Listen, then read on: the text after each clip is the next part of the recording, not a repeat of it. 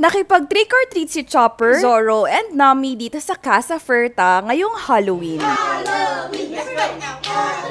Pero bago ang festivities, nag-decorate muna yung mga mommies dito sa may baba. Dito sa spot na to, yung napili namin na picture area. And habang busy yung mga mommies, pinakita ni Daddy Eros kung ano yung mga ginagawa ng kids. Nasa loob kasi sila ngayon ng playroom. So ayan, dance sila ng dance kasama ng vegetables. Natuklasan pala yung sekreto natin ng mga bata. Hindi pa tapos yung pag-decorate, lumabas na sila. Nakita tuloy nila agad. Happy ka ba, anak? Bakit parang hindi? Sabi nila Doki and says Abby, do your scary face daw. Ayan, todo post naman siya. After pala nun, umakit na kami to decorate yung rooms namin kasi magdo-door to door yung mga kids. Sorry, I'm sorry.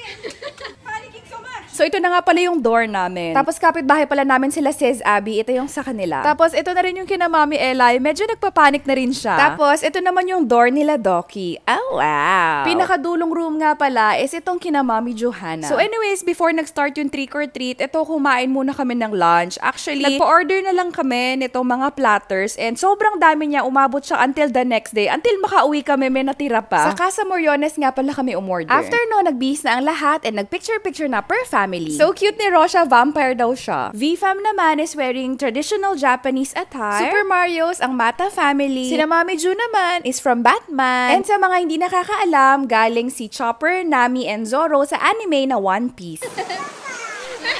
So ayun, nag-start na nga yung trick or treat finally. Yung first room na pinuntahan namin is kina Mami Ju, since sa kanila yung pinakadulo. Next room naman is kina Mami Eli. Tawang-tawa nga kami kay Kitty kasi eyes on the prize talaga siya, diretso siya dun sa box.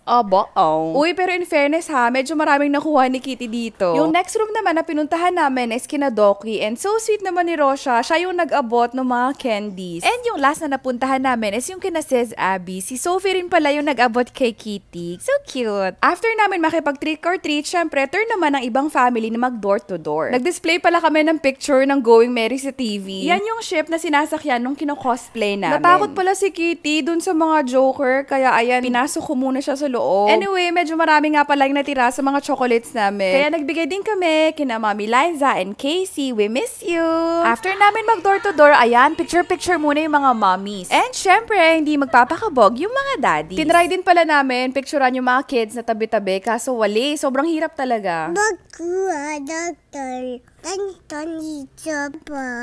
Anyways, kinagabihan, syempre parents naman na mag-i-enjoy. Tawang-tawa nga ako kay Papa sabi niya natalo daw sila kasi daw na-distract daw siya sa akin. Anyari says, ginagaya mo ba yung mga tao dun sa foosball? O siya, sige, gagayahin din namin. And habang busy yung mga daddies, yung mga mommies, magkakaraoke naman. Ang ganda pala ng boses ni Mami Ju, pinakitaan kami through the fire pa nga. Pagkagising namin the next day, nag-breakfast muna kami, tapos nag-swim si Daddy and si Kitty. Nagsushoot kasi yung mga mommy ng mga trends, so ayan, posted na yung mga yan sa accounts namin. Hirap talaga kapag yung mga napipili nilang trends, panay sayaw, sos Marios. Ayan, yung mga dance steps ko, pare-parehas lamang. Overall, sobrang nag-enjoy kami nila Kitty dito sa staycation natin, and I'm looking forward to more ganaps like this.